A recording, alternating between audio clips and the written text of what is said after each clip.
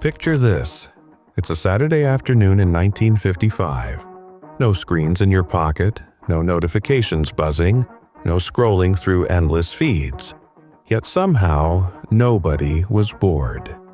In fact, people were more connected, more creative, and more present than we've been in decades. Hard to imagine, isn't it? Today, we're looking at 10 ways Americans kept themselves entertained before smartphones took over our lives. Some of these might surprise you. Others might make you wish you could go back in time. But all of them remind us of something important we've lost along the way. Let's rewind.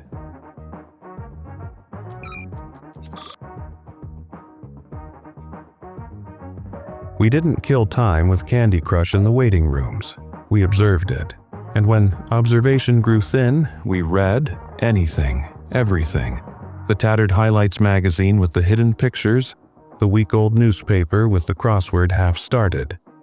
If you were really desperate, you became an expert in sodium lauryl sulfate from the back of a shampoo bottle. There was a strange democracy to it. The millionaire and the plumber, both waiting, both reading the same article in Reader's Digest about the world's largest ball of twine. It was a shared, silent experience of making do. The disappearance of this ritual is simple.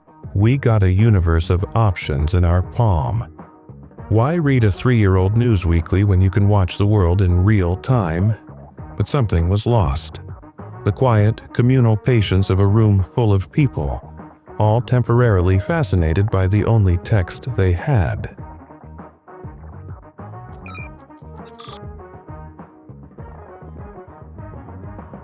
Before in-car DVD players and tablets, the world itself was the show. Long car rides were journeys through a living diorama. You'd count cows, guess what the next exit would be, or trace shapes in the clouds. Some of us imagined a little stick figure man running alongside the car, jumping over power lines and dodging road signs. It was a theater of pure imagination, fueled by boredom.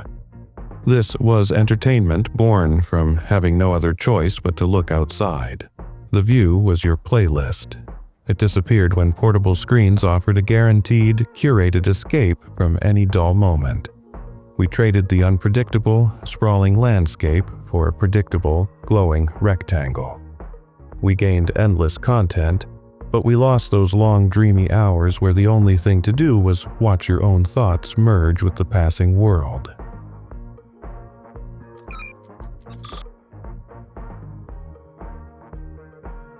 Breakfast wasn't just a meal, it was an activity. The prize wasn't just the sugar, it was the toy buried in the cornflakes and the adventure printed on the box itself.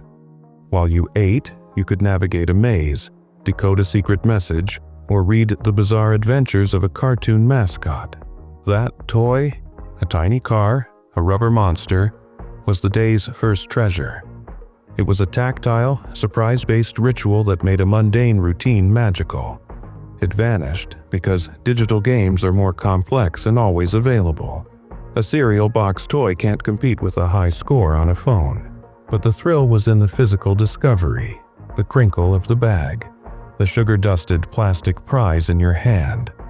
It was a small, daily dose of anticipation that turned a kitchen table into a playground.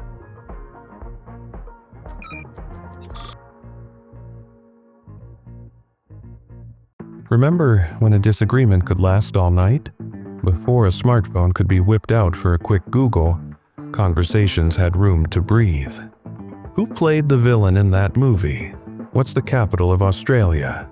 These weren't questions to be answered instantly.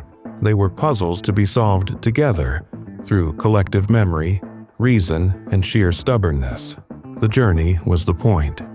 You'd riff, guess, tell related stories, and build a case. Sometimes you never got a definitive answer, and that was okay. The social bonding was in the playful conflict. The smartphone didn't just end the argument, it ended the collaborative, often silly process of getting there. We traded the messy, human joy of figuring things out for the cold, efficient satisfaction of being right in 5 seconds.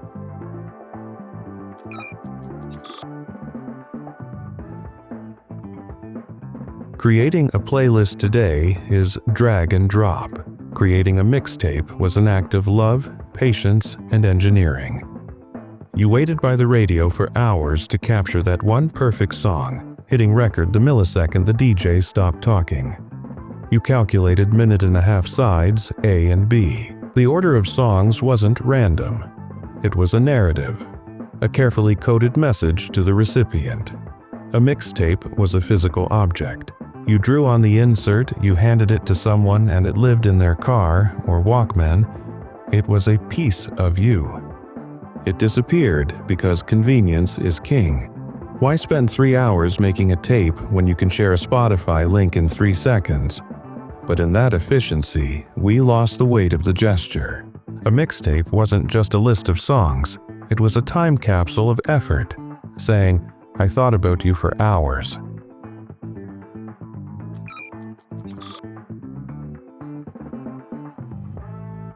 Entertainment wasn't always consumed, it was created.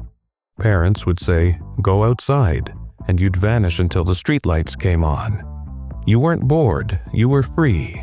You built forts, organized kickball games, turned sidewalks into Olympic tracks. Boredom was the engine of creativity. With nothing scheduled, you had to invent the game, negotiate the rules, and solve disputes face to face. This world shrank for many reasons: safety concerns, structured activities, and yes, the magnetic pull of indoor screens. The smartphone became the ultimate portable fort. It offered safety, constant stimulation, and no need to knock on a friend's door. We gained connectivity, but we lost that specific, sweaty, unplanned magic of a summer day that you built yourself.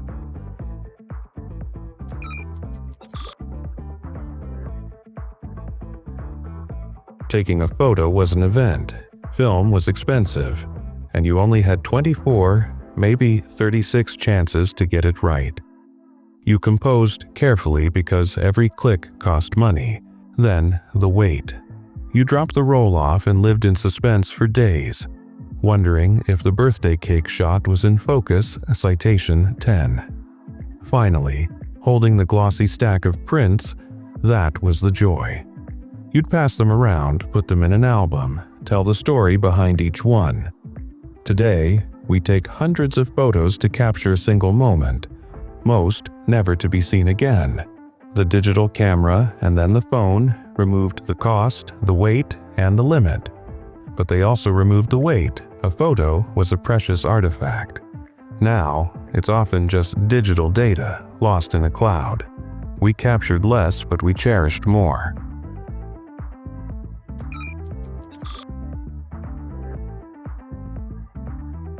If you wanted entertainment, you had to go on a quest. Friday night meant a trip to the video store, a temple of possibility. You'd wander the aisles, read the boxes, and hope your choice was in stock. Renting a movie was a commitment. You had 1 or 2 nights, so you watched it together, as a family or with friends. Similarly, arcades were social hubs. You went out to play games, armed with a roll of quarters.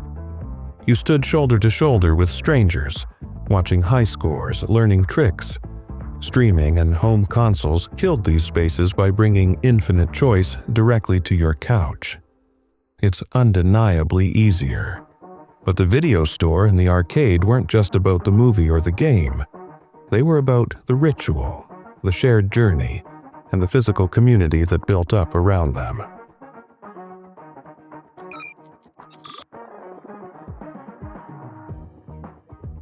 You couldn't watch what you wanted when you wanted it. You watched what was on. The entire country experienced shows at the same time. If you missed it, you missed it. This created common cultural ground. Water cooler moments the next day were about last night's Seinfeld or Friends. The VCR brought the first taste of freedom with time shifting, but it was clunky. You had to program it, hope the tape didn't run out, and often ended up recording the news along with your show.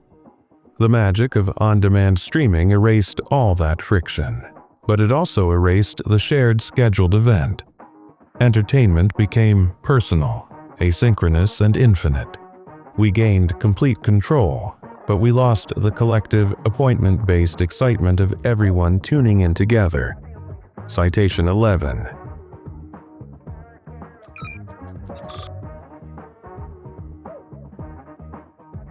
Perhaps the most radical form of pre-smartphone entertainment was absence, the freedom to be unreachable. You left the house and you were gone. No texts, no calls, no location pings.